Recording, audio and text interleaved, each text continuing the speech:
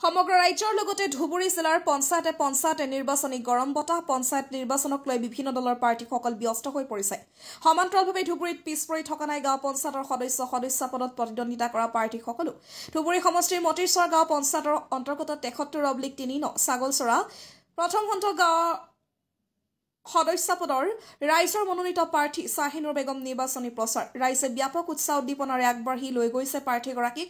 ৰাইজে ব্যাপক সঁহাৰি আগবাঢ়িছে প্ৰাৰ্থীগৰাকীক। বিনা প্ৰতিদ্বন্দ্বিতাৰে জয় হোৱাৰ আশা শাহিনুৰ বেগমৰ। ৰাইজক সেৱা প্ৰদান কৰা লক্ষ্যৰে নিৰ্বাচনত অৱতীৰ্ণ হৈছে প্ৰাৰ্থীগৰাকী।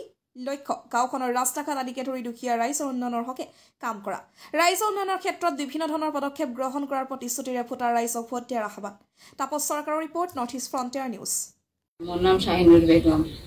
मैं 3 नंबर यूनिटर मतिरचर गाँव पंचायत सदस्य प्रार्थी। राइजे मोक ভাল পায়, राइजे मोक भोट দিব, বিপুল ভোটত জয়যুক্ত কৰিব। 3 জন আছে, মই বিপুল ভোটত জিকি। প্ৰথম পৰিকল্পনা আমাৰ সন্মুখৰ ৰাস্তাখন বেয়া হৈ আছে, মই ৰাস্তাঘাটৰ কাম কৰিম। ৰাইজক নিয়ে মই ভালদৰে ৰাইজে যি চাই মই সেইখিনি কৰিম আৰু মহিলাসকলৰ অৰুণোদয় আৰু কিবা কিবি আৰু আহে মই সেইখিনি ভাল কৰি কৰিম।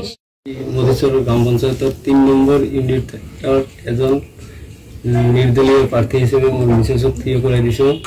বিশেষে ৰাইজে আমাক সহায় সহযোগিতা কৰিছে আৰু বিপুল ভোটত আমি জিকাৰ কাৰণে আশাবাদী।